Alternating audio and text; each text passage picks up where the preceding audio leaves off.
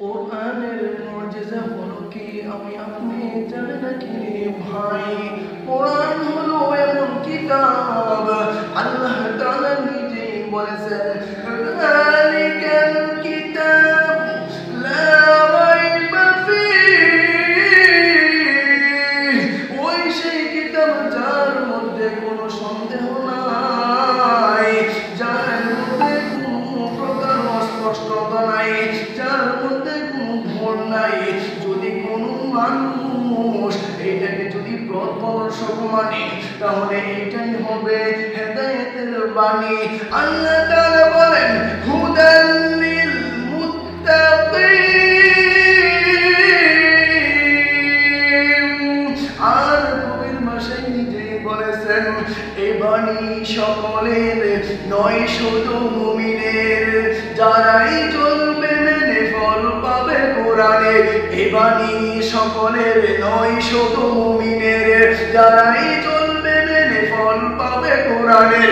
আগেই বলো কি বাবা আসতে বলো, আগেই বলো কি বাবা আসতে বলো, যদি মেনে নাও তুমি মনে প্রাণে সমাধান, সমাধান চাও যদি জীবনে, মরণে ফিরে চাও খুঁজে নাও চোখ রাখো কোরআনে। আল্লাহ তাআলা নিজেই বলেছেন তুমি যদি সমাধান চাও তাহলে তুমি কোরআনের দিকে তাকায়া যাও, যদি তুমি সমাধান চাও তাহলে তুমি কোরআনের দিকে আসো। তুমি কি সমাধান চাইতেছো? আল্লাহ তাআলা বলেন কোরআনের ভিতরে আমি ঔষধ দান করে দিয়েছি, কোরআনকে আমি শিফা বানিয়ে দিয়েছি। আল্লাহ তাআলা সূরাতুল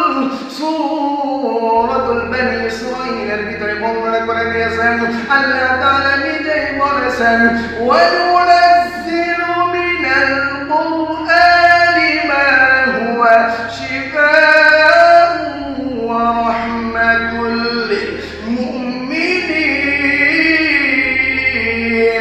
আল্লাহ তাআলা বলেছেন আমি কোরআনকে শিফার ব্যবস্থা করেছি, রহমতের ব্যবস্থা করেছি।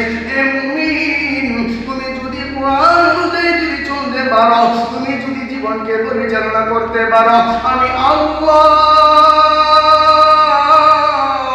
তোমার জিম্মাদারি নিয়ে আমি আল্লাহ তোমাকে জান্নাতের মধ্যে একটা ঘর বানায় দিব। সুবহানাল্লাহ।